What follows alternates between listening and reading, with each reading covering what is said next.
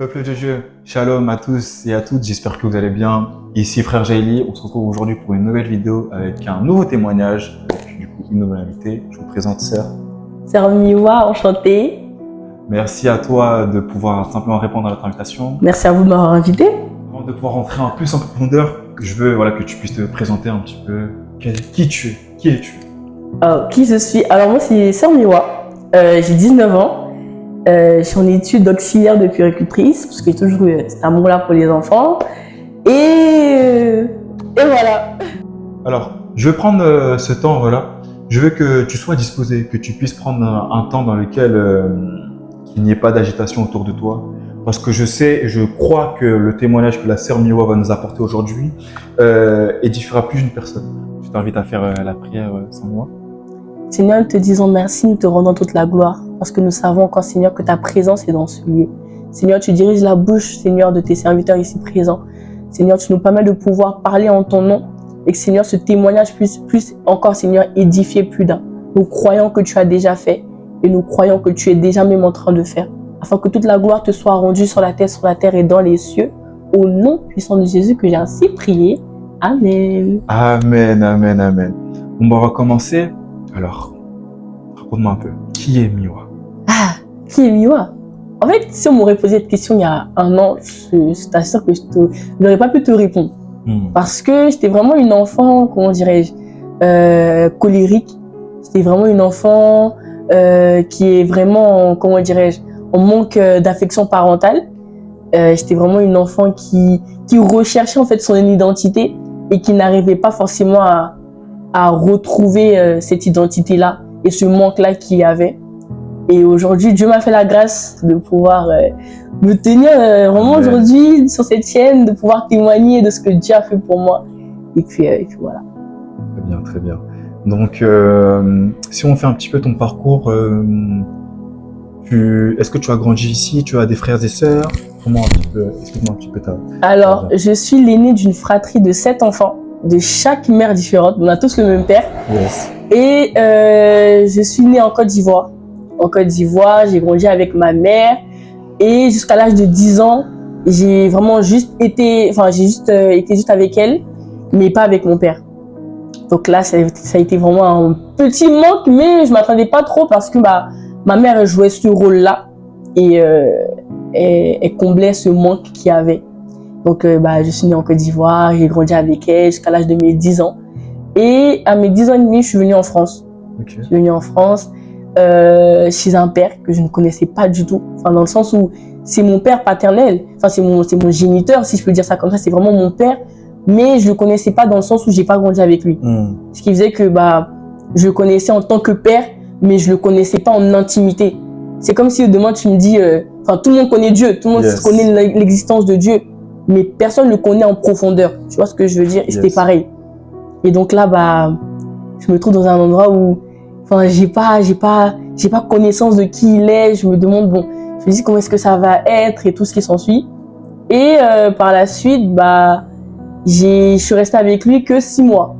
6 mois, pourquoi? Parce qu'il y a eu des faits de violence qui ont commencé à se faire. Mon père, il éteignait les cigarettes sur moi. Il me frappait comme s'il frappait un ami. C'était vraiment chaud. Et pendant ces 6 mois-là, j'ai eu vraiment un calvaire. Je prenais les coups de mes frères. Je prenais des coups. En fait, t'es un enfant, tu sais pas pourquoi tu te fais frapper, mais tu te fais frapper en fait, tu vois. Et par la suite, j'ai grandi et puis, comment dirais-je, ils ont un peu remarqué à l'école que j'avais des blessures sur le corps, que j'avais des cocards à l'œil, que j'étais vraiment une enfant mince, que je mangeais très peu, que j'étais un peu assez timide, assez réservée, je parlais pas du tout. Bon, je parlais pas du tout. J'étais vraiment, comment dirais-je, dans ma réserve. Et là, du coup, mon calvaire commence. Je me fais incarcérer dans des familles d'accueil, dans des foyers, dans des gîtes, dans des endroits où, pour un enfant, il n'y a pas lieu, en fait. Et lorsqu'on parle de cela, t'as quel âge? Parce tu m'as dit que t'es arrivé à l'âge en France à 10 ans, c'est ça? C'est ça. Et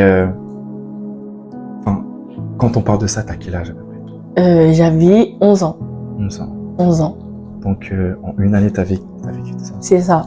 Donc en fait, tout s'est enchaîné crescendo. De la même manière dont je te raconte, ça s'est fait en 6 mois, tout cassé. En fait, c'est vraiment la phrase qui dit en si peu de temps, il peut se passer tellement de choses. Et en très peu de temps, j'ai enchaîné énormément de familles d'accueil, énormément de foyers. Et dans ces foyers-là, j'ai vécu des agressions collectives, des agressions sexuelles collectives. J'ai grandi en étant... Enfin, du coup, après cette agression-là, j'étais vraiment renfermée sur moi-même dans le sens où je me disais, on m'a appris quelque chose, tu vois. Et pourquoi m'ouvrir à ce monde-là qui m'a appris cette chose-là, tu vois. Donc de là, j'ai commencé à être une enfant très agressive. Je me disais, ce que moi j'ai vécu, cette colère-là que j'ai, cette douleur que j'ai, tout le monde là doit l'avoir. Ce qui faisait que je me battais, ça se voit pas. Je rigole aujourd'hui, mais je me battais. J'étais vraiment très, très, très, très colérique. C'est vrai que c'est un fléau qui touche énormément vraiment cette génération dans le sens où, vous savez, lorsque tu grandis dans un environnement qui n'est pas forcément opportun à ce que tu dois normalement grandir, ça amène à énormément de choses, à la colère, etc. C'est ça. Et j'aimerais savoir comment était, face à toutes ces choses-là, qu'est-ce que Miwa, de son jeune âge, pensait de ces... Quel était l'état d'esprit de cette Miwa à ce jeune âge? Wow, à ce jeune âge, je me disais, oui, c'était compliqué. Hein. C'était compliqué parce que suite à cette agression-là, j'ai fait une dépression de 1 an et demi. 1 an et demi où je parlais pas, 1 an et demi où j'étais renfermée sur moi-même, 1 an et demi où je pleurais. Et vraiment, à cette époque-là, pour moi, j'étais choquée parce que je me réconfortais énormément dans les études. J'étais très intelligente. Vraiment, j'étais une enfant vraiment très intelligente. Mais j'avais quand même cette douleur-là qui me faisait comprendre que il y a un truc qui manque. Je sais pas c'est quoi, mais il y a un truc qui manque. J'étais tellement triste. En fait, je pense que même le mot tristesse ne définit pas la douleur que j'avais, tu vois. Et aussi, je me disais que ma mère, elle m'avait abandonnée parce que après que j'ai été incarcérée dans des familles d'accueil, il y a eu un procès où ils m'ont demandé si je voulais retourner chez ma mère ou retourner chez mon père. J'ai dit non, moi je vais retourner chez ma mère, ce qui est logique. Ouais. Donc je suis repartie et ma mère m'a renvoyée en France parce qu'elle voulait vraiment que je puisse rester en France et faire mes études en France. Donc je reviens en France chez un oncle que je ne connaissais pas et qui reproduit les mêmes comportements que mon père. Donc t'imagines, 2 fois le même traumatisme et tout. Donc de là, je me dis, une personne que tu ne connais pas, qui fait des choses que ton père faisait, c'est-à-dire que l'humanité, en vrai, elle est pas assez, comment dirais-je, accueillante, si je peux dire ça comme ça, tu vois. Donc, de chez mon oncle, je refais encore des familles d'accueil. J'ai dû au moins faire une 20aine de familles d'accueil, à tout casser une 30aine. Et c'était ça. Et en fait, j'avais pas forcément de vie stable. Dans le sens où si j'allais dans une famille d'accueil, je pouvais faire à tout casser, 1 an grand max. Grand max. Donc par la suite, c'est là que j'ai vraiment compris que j'étais seule. Parce que si même ta mère te renvoie chez un oncle que tu ne connais pas, et que même ton père n'a pas cet amour-là envers toi, en fait c'était chaud. C'était vraiment chaud parce que c'est là que j'ai vraiment réalisé que vraiment j'étais toute seule. J'enseignais des familles d'accueil, mais tu sais, chez des familles d'accueil, t'es pas forcément comme chez toi. Parce qu'en soi, c'est quand même une famille d'accueil, mais qui t'accueille. C'est-à-dire que parfois, elle va peut-être te faire rentrer dans son intimité, ou parfois, elle va juste te considérer comme une invitée, tu vois. Et je vais revenir sur quelque chose que tu as dit, c'est très, très intéressant. Tu as dit tu te réfugiais dans les études. Tout ce manque-là, en fait, tu le comblais par les études. Vous savez, il y a énormément de cas où beaucoup de personnes sont confrontées du fait de leurs expériences passées, comblent ce manque-là par la masturbation, la drogue, les filles, les hommes, etc. Et toi, ce manque-là, en fait, tu l'as comblé par les études. Est-ce que tu peux m'en parler un peu plus de ça? Je dirais que c'est la grâce de Dieu parce que à cette époque-là, j'avais pas d'amis. Yes. Et je pars du principe qu'à partir du moment où une personne rentre dans la masturbation, dans la pornographique ou quoi qu'est-ce, c'est parce qu'elle a été influencée par quelque chose ou par quelqu'un. Donc moi, personnellement, j'ai pas été influencée parce que je n'avais pas d'amis. C'était vraiment tu sais, quand t'es en classe et qu'il y a une personne qui est différente des autres, enfin, tu n'as pas forcément l'envie d'aller vers elle, mais elle parle pas forcément, tu vois. Et c'était vraiment ce genre de personne qui comptait pas forcément sur les gens, qui n'arrivait pas à se faire d'amis. Donc ça veut dire que j'ai resté énormément toute seule. Du coup, j'ai pas forcément de choses qui m'incitaient à tomber dans l'impudicité ou de choses qui m'incitaient à tomber dans un truc quelconque. Mais plutôt, je me disais, je vais à l'école, donc autant je mets ma colère dans ça, tu vois. Et puis c'est de là que ça a été. Mais ce qui est intéressant également, c'est que tu dis, mais il manquait quelque chose. Et là, la question qui me vient à l'esprit, c'est et la foi chrétienne, et ta foi, et ta relation avec le Seigneur. Est-ce que la petite Miwa connaissait un petit peu Jésus? Pas du tout. Si, je connaissais très très bien dans le sens où quand j'ai grandi, ma mère elle m'a vraiment inculqué le fait de savoir qu'il y a un Dieu qui existe. Yes. Donc dès mon bas âge, Dieu me parlait énormément en rêve. Vraiment énormément parce que je m'amusais vraiment à jeûner avec ma mère, je m'amusais à lire ma Bible avec ma mère. Enfin, je dis je m'amusais parce que j'étais une enfant. Yes. J'avais pas conscience de la chose. Mais cette petite démarche-là a engendré vraiment au moins une foi qui a été cultivée sur du long terme. Exact, amen. Tu vois. Et ce qui est bien avec Dieu, c'est que lorsqu'il commence quelque chose, on ne le voit pas sur le coup, mais c'est quelques années plus tard, on se rend compte que il a quand même planté quelque chose il y a quelques années. Amen, amen. Et c'est vraiment à partir de là que ma mère m'a vraiment montré comment lire ma Bible, elle m'a vraiment montré quelle prédication à regarder, comment est-ce que je devais jeûner et tout ce qui s'ensuit. Donc oui, j'ai connu Dieu. Mais par la suite, tu connais un peu l'homme. Je me disais, ouais, Dieu, quand il se passait ça, ouais, Dieu, quand je subissais ça. Et du coup, ce qui faisait que je l'avais oublié, en fait. Je l'avais oublié. Et la question, du coup, qui me vient, c'est comment s'est-il présenté à toi? Comment il s'est présenté à moi? Alors, c'était un soir, dans ma chambre. J'étais en couple à l'ancienne avec un garçon qui a perdu la vie. Et ça devait faire 2 ans de relation. Donc, j'étais dans ma chambre et je pleurais sa mort. Et je disais à Dieu, Seigneur, jusqu'à présent, il y a eu succession d'épreuves, succession de tristesse à non point fini. Donc, je me suis dit, autant je finis avec ma vie. Parce que dans tous les cas, si je reste ici et que je subis les choses de la terre, j'aurais pas cette épaule-là, en fait, qui est en capacité de tenir. Donc, ce que j'ai fait, je suis rentrée dans ma chambre et j'ai pris un couteau. Et je me suis assise au sol. J'ai mis le couteau juste à côté de moi. Et j'ai levé les yeux au plafond. Et j'ai dit, Seigneur, si tu existes vraiment, agis. Parce que c'est vrai que quand j'étais petite, tu me montrais énormément de choses en rêve. Tu étais là et tout ce qui s'ensuit. Mais qu'est-ce qui n'a pas marché par la suite, tu vois? Et bizarrement, à ce moment-là, je me suis endormie. Moi qui voulais prendre un couteau et puis voilà, finir avec ma vie, je me suis endormie. Et le lendemain, je me réveille. Et à ce moment-là, je devais être au lycée, au collège ou au lycée. Et j'avais une amie avec qui je traînais, qui m'a dit, viens dans mon église, viens et tout. Viens, je t'invite et tout, là, c'est un petit goûter. Moi, je suis partie pour le goûter à la base. Je suis partie pour le goûter et je me retrouve à accepter le Seigneur. Amen. Amen. Ce qui fait qu'à partir de ce moment-là, tu as accepté le Seigneur. Et c'est au lycée, c'est ça? Au collège, au lycée, où tu as accepté Jésus-Christ. Et comment se passe ta rencontre avec le Seigneur? Comment s'est passé vraiment le cheminement de notre relation? Waouh, comment ça s'est passé? Ça a été très compliqué au début. Très, très compliqué. Parce que je me disais, comment tu peux prier quelque chose que tu ne vois pas? Et c'est là que j'ai commencé à lire la Bible aussi. Et le verset qui dit, heureux celui qui a cru sans avoir vu. Yes. Et je me suis dit, c'est chaud quand même pour un homme de croire sans voir, tu vois. Et c'est là que je me suis lancé un défi, du coup, de croire sans avoir vu. C'est là que j'ai commencé à lire ma Bible, j'ai commencé vraiment à regarder des prédications. Et à cette époque-là, j'étais dans une famille d'accueil qui me combattait énormément. Qui refusait que je lise ma Bible, qui refusait que j'aille à l'église. Et Dieu m'a fait la grâce, du coup, de quitter cette famille d'accueil-là et avoir mon premier appartement à l'âge de 16 ans. Donc, j'ai pris mon premier studio, à l'âge de 16 ans.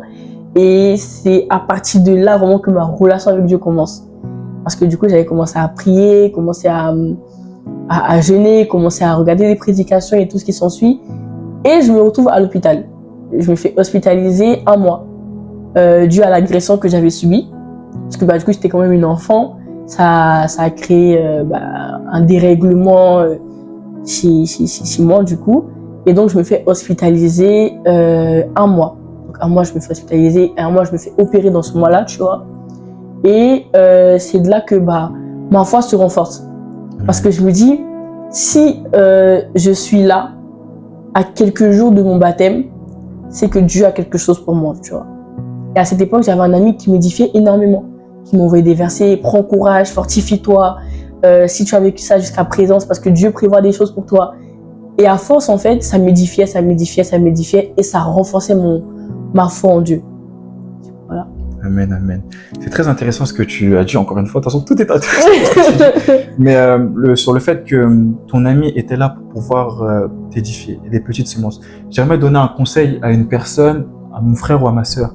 Vous savez, lorsque vous parlez de Jésus-Christ à votre entourage, ne perdez pas courage. Continuez à persévérer. Vous savez, toutes ces fois, toutes ces paroles que vous semez dans les cœurs, le Saint-Esprit fera croître, le Saint-Esprit fera son travail. En soi, ce n'est pas vous qui allez faire le travail à la place du Saint-Esprit, mais c'est le Saint-Esprit qui fera son travail. Donc, le conseil que j'aimerais te donner, toi, mon frère ou ma sœur, si tu es dans un environnement dans lequel ils n'ont pas forcément accepté Jésus-Christ, ne perds pas courage, parce qu'un jour, le Seigneur se montrera et se glorifiera à travers sa parole. Donc, continue. Même à Jésus t'aime, à ton frère ou à ta sœur, crois-moi que cette parole-là, elle va résonner dans son cœur.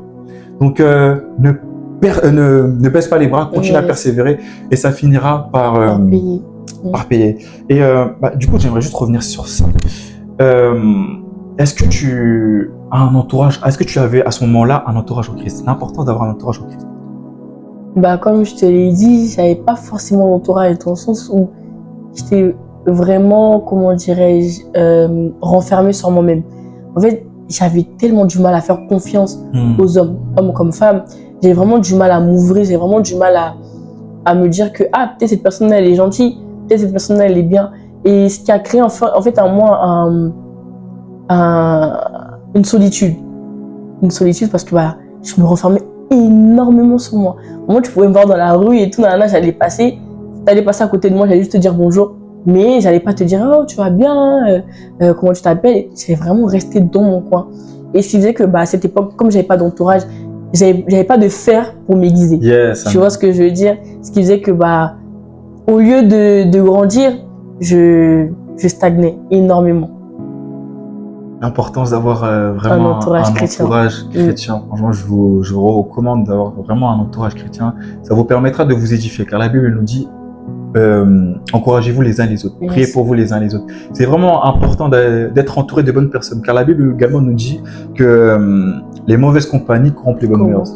Si toi tu es le seul malheureusement dans ton entourage et que tes amis ne sont pas forcément en Christ, alors lorsque je vais dire ça, il faut peser.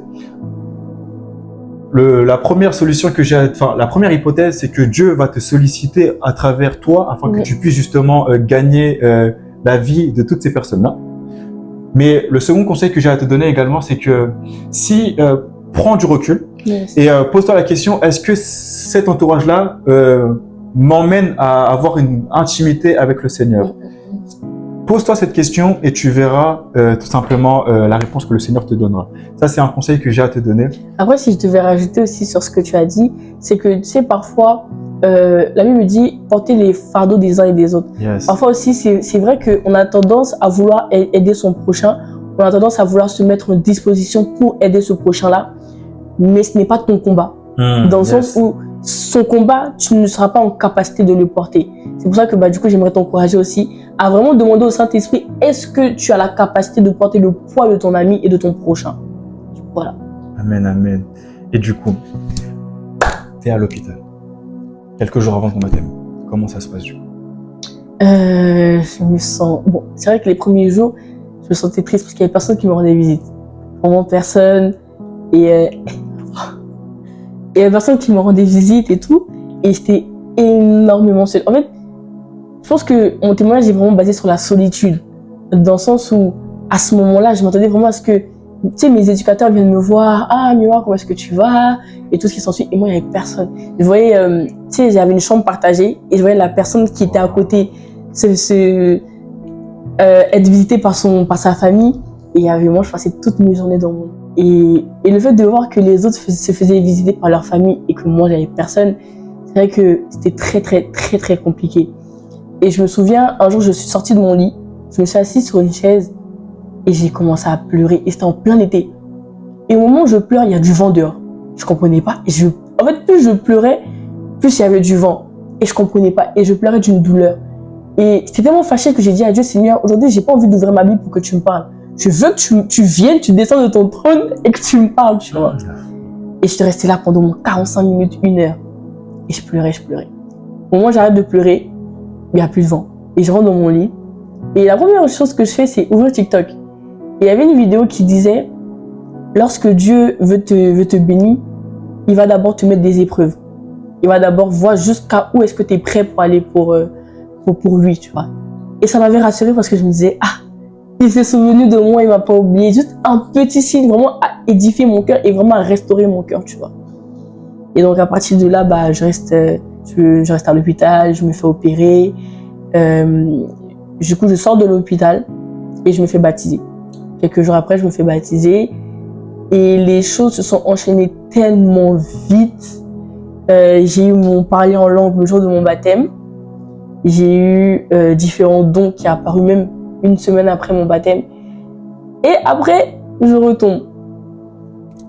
Justement, je vais revenir là. Tu as eu ton baptême. Maintenant, on sait que lorsque nous venons en Christ, nous sommes de nouvelles créatures. Yes. Il y avait la Miwa, colérique, etc., qui rencontre Jésus et qui fait son baptême. Comment s'est passé le processus? C'était vraiment compliqué. C'était vraiment, vraiment, vraiment compliqué. Parce que, du coup, vu que quand j'étais petite, j'ai grandi seule, j'ai eu cette faculté-là, du coup, à m'élever toute seule. Et de fait de voir que Dieu me fait comprendre que la manière dont tu t'es élevé, c'est pas pareil. On va déraciner tout et replanter tout. C'était énormément compliqué parce que j'avais du mal avec le lâcher prise. J'étais quelqu'un, je voulais tellement tout contrôler. J'avais du mal avec le lâcher prise. Je me disais, non mais Seigneur, tu existes, mais tu n'es pas en chair. Comment est-ce que tu peux me dire que tu vas m'élever, tu vois? Et donc à partir de là, bah, il me brise. Oh. Il me brise. Et en fait, à ce moment-là, bah, du coup, j'étais dans un foyer et j'avais ces facultés-là, en fait, du coup, à aimer mon prochain, sans limite. Dans le sens où je pensais même plus à moi, je pensais à eux. C'est-à-dire que, bah, comme j'ai dit tout à l'heure, je prenais le combat des autres alors que j'étais pas en capacité de le prendre, tu vois. Et je perds tout. Je perds tout. Je perds mon logement, je perds des amis, je perds mon école. Et là, je retombe dans une tristesse vraiment incompréhensible. Genre, je me dis, non mais Seigneur, je t'ai accepté, j'ai décidé de te suivre. Normalement, la vie devait être plus meilleure, en fait. C'est ce que tu m'as promis. Et le fait de voir que c'était l'inverse, ça m'a été très, très, très, très frustrée. Wow. Amen, amen. Le brisement. Le brisement, c'est quelque chose. C'est quelque chose. C'est quelque chose, surtout quand tu t'y attends pas, parce que tu bases tes pensées sur ce que toi tu penses, mais pas sur ce que Dieu y pense. Et le fait de voir que le fait que Dieu voit que tes pensées ne sont pas comme lui il l'attend, il va te briser. Tôt ou tard, même si tu fais pas la prière, il va te briser. Et du coup, j'étais dans le brisement pendant un an. Et pendant ces 1 an-là, j'ai retrouvé un logement entre-temps. J'ai trouvé une école entre-temps. Dieu m'a fait la grâce de pouvoir trouver une école. Et mes papiers se sont enchaînés, dans le sens où j'ai commencé la procédure et tout ce qui s'ensuit. Et du coup, lorsque j'ai déménagé, c'était vraiment encore un moment de tristesse parce que le fait de voir que j'ai pas forcément eu de vie stable, le fait de voir que j'enchaîne maison en maison, de ville en ville, c'était énormément compliqué parce que du coup ça m'a créé une sorte d'instabilité aussi, tu vois. Et c'est là que du coup Dieu a vraiment façonné mon caractère. En fait, je pense que il a utilisé cette situation-là pour vraiment façonner mon caractère, pour vraiment me faire comprendre que la manière dont tu penses, c'est pas ce que moi je pense. Donc peut-être que toi tu te dis tu es comme ci, tu es comme ça, tu es comme ci, tu es comme ça, mais apprends à te regarder avec mes yeux. Moi je te vois, tu es la prunelle de mes yeux. Tu as des capacités que même toi-même tu ignores, mais moi je te dis que tu les as, tu vois. Et quand tu m'as mis ce coup de pression-là, je me suis dit, est-ce que Seigneur, tu es sûr que ces capacités dont tu me parles, je suis en capacité de le faire, tu vois. Et là, bah, je grandis avec lui. J'enchaîne mes papiers. Je me fais la grâce après 9 ans de pouvoir quand même avoir mes papiers. Il m'a vraiment béni, tu vois. Mais en fait, même en étant dans ce cheminement avec lui, j'avais en fait ce manque parce que j'avais pas guéri mon cœur. Yes. Et c'était ça vraiment la partie aussi la plus douloureuse en fait, de pouvoir creuser, voir la source en fait qui était à la base de ces blessures. Amen, amen, amen. Je vais revenir sur deux choses. Dans un premier temps, vous avez vu, le témoignage de la sœur Miwa en témoigne parfaitement. Vous savez, parfois, Dieu, avant de pouvoir vous exaucer, il va vous faire passer par un temps de brisement. On dit souvent, avant un exaucement, il faut passer par un brisement. J'aimerais te conseiller, t'exhorter en te disant, la situation dans laquelle tu traverses actuellement n'est pas une finalité. Au contraire, c'est que le début de toute chose. Tu sais, Dieu va te faire passer justement par ces moments-là pour pouvoir façonner ton caractère. Yes. Comme la sœur Miwa l'a très bien dit, pendant ce temps de brisement, la sœur Dieu façonnait en amont le caractère de la sœur Miwa. Et par la grâce de Dieu, Dieu lui a fait cette grâce-là. Donc j'aimerais t'encourager vraiment à ne pas baisser les bras. Que ton cœur vraiment puisse être rivé sur Dieu, que tes yeux soient rivés sur l'Éternel Tout-Puissant. Car crois-moi que s'il l'a fait avec la sœur Miwa, il sera en capacité également de pouvoir le faire avec toi. Yes. Et si j'avais quelque chose à rajouter aussi, j'aime bien prendre l'exemple de Jésus lorsqu'il guérissait un aveugle. Il a fallu qu'il prenne le sable, il a fallu qu'il prenne de la salive afin de pouvoir imposer l'image à cet aveugle. Et je comprends par là que ce n'est pas parce que l'aveugle n'a pas vu Jésus en mouvement que Jésus n'était pas en mouvement. Si tu priais pour quelconque sujet et que tu ne vois pas forcément la main de Dieu sur ta vie, ce n'est pas parce que Dieu ne t'exauce pas, mais il se met en mouvement afin de pouvoir être cette source-là à ce que tu recherches. Donc, persévère. La Bible dit, celui qui persévère jusqu'à la fin sera sauvé. Donc, persévère et crois que Dieu le fera. Amen. Et il le fera en ta faveur. Et je crois fermement. Alors là, ok. Tu as rencontré Jésus-Christ. Dieu t'a fait grâce, t'a donné tes papiers, etc. Maintenant, tu m'as dit qu'il y a une partie de ton cœur qui n'était pas totalement... Yes. Peux-tu m'en dire un peu plus, s'il te plaît? Tu sais, parfois, lorsqu'on vit des traumatismes, lorsqu'on vit des choses, on se rend compte que, sur le coup, on se dit, c'est juste des situations, tu vois. Mais sur du long terme, ça crée tellement de traumatismes. Et je vivais en me disant, bon, c'est pas grave. De toute façon, ça y est, c'est passé, c'est bon, c'est passé, on passe à autre chose, tu vois. Et ce qui faisait que j'accumulais énormément de situations et énormément de traumatismes. Et lorsque Dieu voulait me guérir, il m'a fait comprendre qu'il faut que j'aille à la source de toute chose. Et c'était vraiment douloureux parce que la source de toute chose, c'était vraiment mon père. C'était vraiment mon père et tout. C'était vraiment mon père et tout. Et le fait de savoir que je devais pardonner à quelqu'un qui n'a pas été là, que je devais pardonner à quelqu'un qui n'a pas su être le père là où il devait l'être, c'était douloureux parce que du coup, il fallait que j'apprenne à l'aimer. Parce que la Bible me fait comprendre que avant même que Jésus détruise la terre, il était vraiment colérique. Quand que Dieu détruise la terre, il était vraiment colérique, tu vois. Et lorsque il a détruit la terre et que il l'a refait sous base d'amour. Avec Jésus, on a bien vu à chaque fois que Jésus il parlait énormément d'amour. Et le fait que Dieu me fasse comprendre qu'il fallait que j'aime mon père, il fallait que je le pardonne, c'était vraiment très douloureux. C'était douloureux parce que je me dis, comment est-ce que tu peux pardonner une personne qui a fait énormément de choses qui aujourd'hui t'ont blessé? Et Dieu m'a fait comprendre le verset qui dit, derrière chaque personne, il y a un esprit.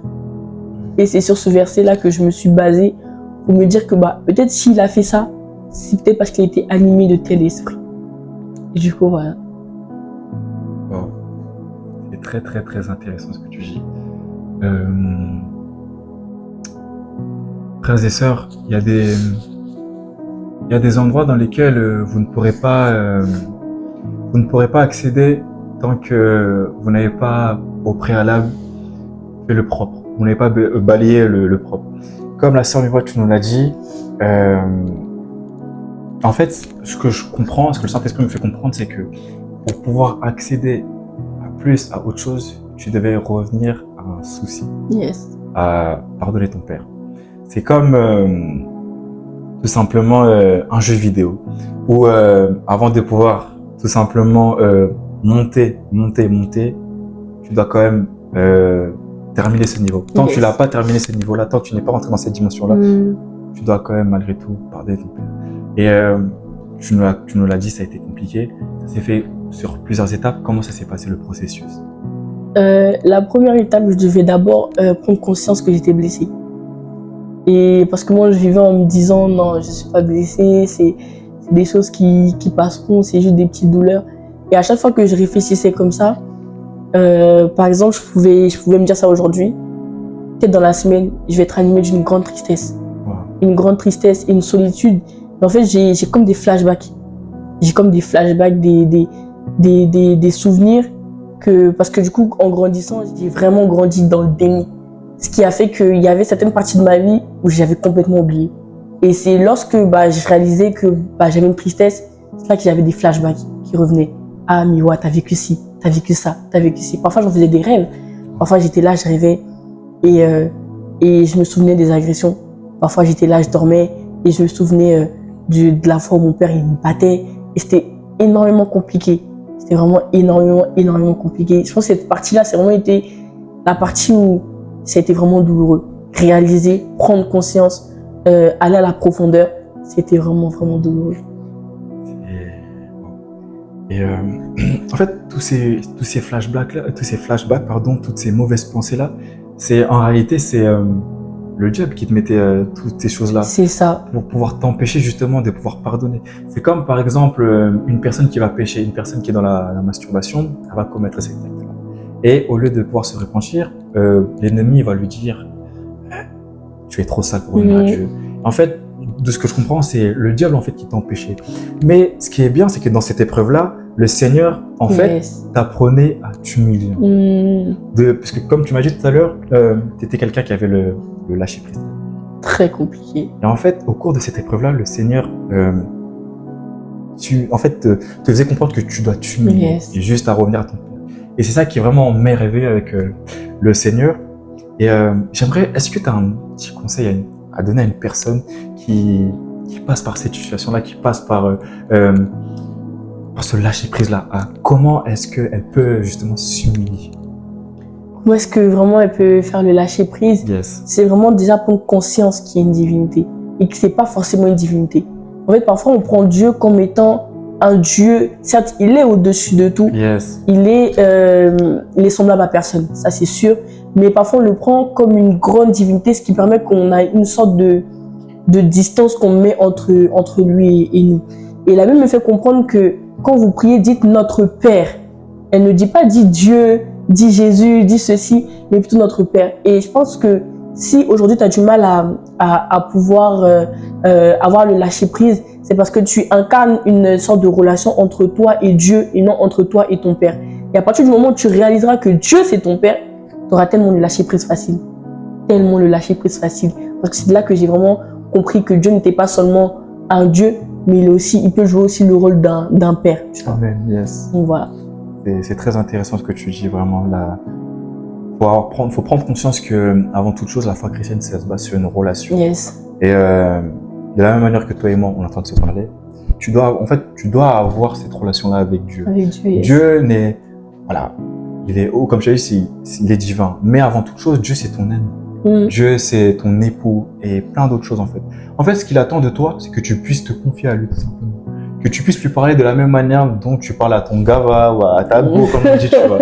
Que tu puisses vraiment, en fait, il veut que tu puisses te confier à lui. Et c'est très intéressant ce que tu dis. Et aussi, désolée de te couper, si je devais rajouter quelque chose, c'est aussi, on a tendance à dire que la foi, c'est aussi la folie.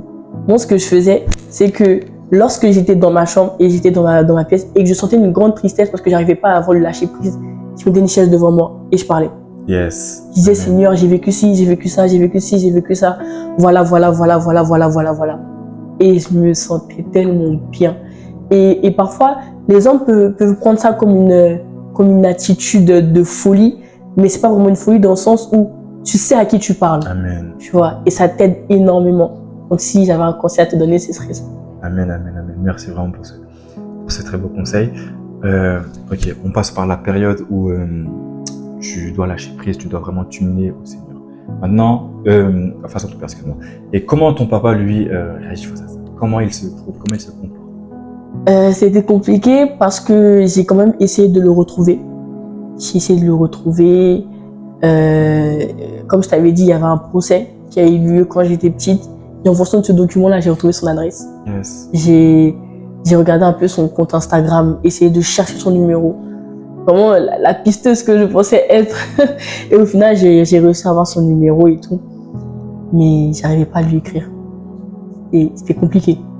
En fait, j'avais son numéro et j'étais partagée entre l'appeler et lui écrire. Et j'étais là, je me disais, ah Seigneur, c'est chaud. C'est chaud parce que tu dois t'humilier, comme tu l'as dit tout à l'heure. Tu dois te rabaisser, même si tu n'es pas en tort, ou même si tu as raison, tu dois quand même le faire. Et je sais que pendant au moins 2 mois, je l'ai pas vu. J'ai pas envoyé de message et tout. Et c'était quelque temps avant mon anniversaire. Je lui ai envoyé un message, je lui ai dit, papa, bonjour, j'espère que tu vas bien. Et je l'ai appelé papa. Pour la première fois de ma vie, quand même. J'ai dit, papa, j'espère que tu vas bien. Bon, ça va par la grâce de Dieu. Si je t'écris aujourd'hui, c'est pour te dire que je t'ai pardonné. De dire que j'ai plus rien contre toi. Si demain tu m'appelles et que tu souhaiterais me voir, pourquoi pas, tu vois. Et ça a été chaud parce que même dans cette situation-là, Dieu a quand même tiré sa gloire parce que il m'avait pas répondu pendant 1 an. Il m'avait pas répondu pendant 1 an. Et c'est en période de Pâques qu'il m'appelle. Il me dit, j'avais fête de Pâques. Il m'a raccroché. Et c'était vraiment compliqué parce que du coup, je me suis dit, Seigneur, moi j'ai fait le premier pas. Je vois que devant il n'y a rien. Qu'est-ce qui se passe? Et là, le Saint-Esprit me fait comprendre que tu as fait ta part. Tu n'as plus rien à rajouter. Et c'est de là que le processus du coup continue. Ça continue. Donc, je lui ai envoyé un message. Je me suis humiliée. Et j'ai pris conscience que j'avais des blessures. Et vraiment, la dernière partie, c'était vraiment avouer aussi à ma mère tout ce que j'avais subi. Et c'était compliqué parce que ma mère, elle ne vit pas en France, elle vit au Japon. Et je me suis dit, t'imagines, tu lui en parles, elle tombe dans les pommes. Qu'est-ce que ça va être, tu vois? Donc j'ai jeûné pendant 21 jours pour préparer son cœur. Et j'ai dit, Seigneur, j'ai pas envie de témoigner, enfin de dire ce que j'ai vécu et apprendre que ma mère, elle a perdu la vie. Alors je te mets vraiment son cœur entre les creux de tes mains et que vraiment tu puisses me permettre de pouvoir parler, pas avec mes propres forces, mais que ce soit toi qui parles. Et du coup, à partir de là, j'ai avoué à ma mère que j'avais subi de l'agression. J'ai avoué à ma mère que c'était vraiment chaud, que c'était vraiment colérique, que il y a vraiment des choses qu'elle a fait qui m'a aussi blessée.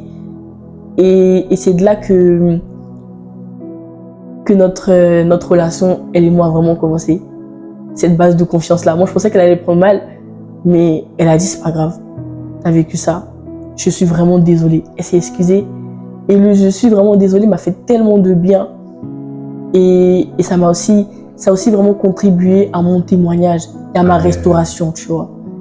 Et lorsqu'elle a dit, je suis désolée de ce que tu as vécu, c'est comme si je sentais, tu sais, lorsque tu as un verre d'eau, tu remplis le verre d'eau du coup d'eau, tu vois quand même le verre bouger. Et c'était pareil dans mon cœur. Lorsqu'elle m'a dit, je suis désolée, j'ai senti comme un pansement au cœur. Comme si on refaçonnait mon cœur, comme si il y avait cette petite partie qui manquait et qui était comblée en fait. Amen. Tu vois.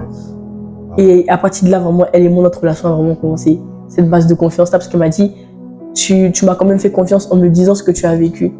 Et vraiment, je te promets de plus jamais t'abandonner. Et c'est de là que ça s'est fait. Amen, amen, amen, amen, amen. En tout cas, c'est vraiment beau. Et quand on voit vraiment ton témoignage, il y a quelque chose vraiment que j'ai pu en tirer vraiment, c'est la persévérance.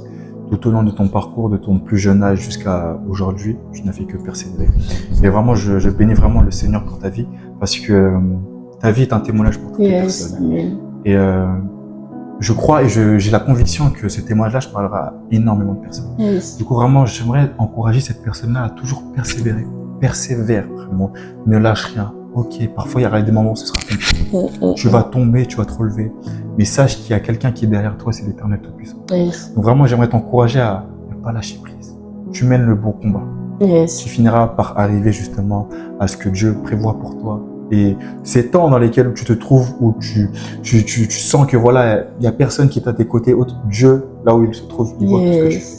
Et il finira par mettre fin à toutes ces choses. Et comme le dit avec le Seigneur, il y a toujours une date de péremption. Yes, c'est ça. Et même lorsque j'ai même donné l'exemple d'un arbre. Tu ne vois pas l'arbre grandir. Tu le vois directement en tant qu'un arbre. Mais tu ne vois pas le processus qu'il y a eu derrière. Et tu ne vois pas toutes ces étapes-là où on a peut-être déraciné, Yes. on a replanté et tout. Et c'est pareil avec Dieu. Parfois, on ne voit pas forcément la finalité de la chose, mais on passe par ce processus-là parce que plus tard, on se dira « Ah, Seigneur, merci. » Parce que si j'étais pas passé par là, j'aurais pas vu cette situation de cette manière-là, tu vois. Amen. Amen. Waouh. Gloire à Dieu. Maintenant, bon. Ouais, ça fait plus. Voilà. Ouais, t'as fait plus joyeux. J'ai une question à te poser. Pour toi, quelle est l'importance de pouvoir servir Dieu en étant jeune? L'importance de pouvoir servir Dieu en étant jeune, je pense que c'est important par rapport à la génération, pardon, Yes. excuse-moi. C'est un peu comme Abraham. Lorsque Abraham, il a eu une intimité avec Dieu, lorsqu'il a eu cette faculté à pouvoir créer quelque chose avec Dieu, ça s'est prolongé sur plusieurs générations. Amen. Et je pense que servir Dieu, ce n'est pas en vain. Parce que aujourd'hui tu sers, mais tes enfants récoltent aussi tes bienfaits, amen. tu vois. Et du coup, ouais, il y a vraiment un grand avantage derrière tout ça. Amen, amen. Et quel est le conseil que tu pourrais donner à une personne qui, voilà, elle est venue en Christ, maintenant, elle se dit, je suis pas appelé au ministère. En fait, si tu veux, on est dans une génération, on est dans un temps dans lequel maintenant, cette génération, de parce qu'ils ne sont pas appelés au micro, pour eux, le service pour Dieu, il est nul. Et quel est le conseil que tu pourrais donner à cette personne-là? Je pense qu'elle devrait ouvrir sa Bible et connaître son identité. Parce que la Bible dit, depuis le ventre de ta mère, je t'ai établi. Et la Bible aussi dit, allez et faites de toutes les nations des disciples. Yes, donc ça veut dire qu'on a tous un ministère. Ça veut dire que même si tu n'es pas appelé au pastoral, même si tu n'es pas appelé, comment dirais-je, à prêcher et tout ce qui s'ensuit, tu es quand même appelé à gagner des âmes. Donc tu as quand même un ministère. Bon. J'espère que vous avez entendu ce qu'il a dit. C'est très très important. Il y a un flot qui touche vraiment cette génération, c'est que nous négligeons ce que Dieu a mis en nous. Yes. Est-ce que tu peux m'en dire? En fait, nous n'avons pas la capacité de voir comme Dieu nous voit. Nous n'avons pas la capacité de regarder comme Dieu nous regarde. Et je pense que si on devait regarder comme Dieu nous regarde, nous aurions cette facilité-là, en fait, à pouvoir, comment dirais-je, à pouvoir s'imprégner, en fait, du combat de Dieu. Tu vois. Et je pense du principe qu'aussi, dans l'exemple de lorsque Jésus créa Adam, il a créé Adam pour que justement il vienne en aide à Dieu, dans le sens où Dieu avait créé tout ce qui était terre, tout ce qui était plantation.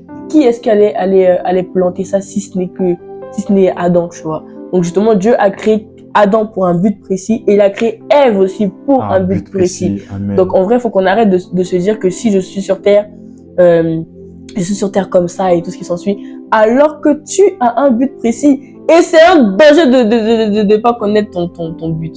Je vais me calmer. Hein. Tu es né pour. Tu n'es pas arrivé par erreur. Vraiment, tu n'es pas. Répète-toi ça. Tu n'es pas arrivé par erreur. Yes. Tu as une mission. Dieu te voit comme personne d'autre. Yes. Tu n'es pas arrivé vraiment. Parce que il y a beaucoup.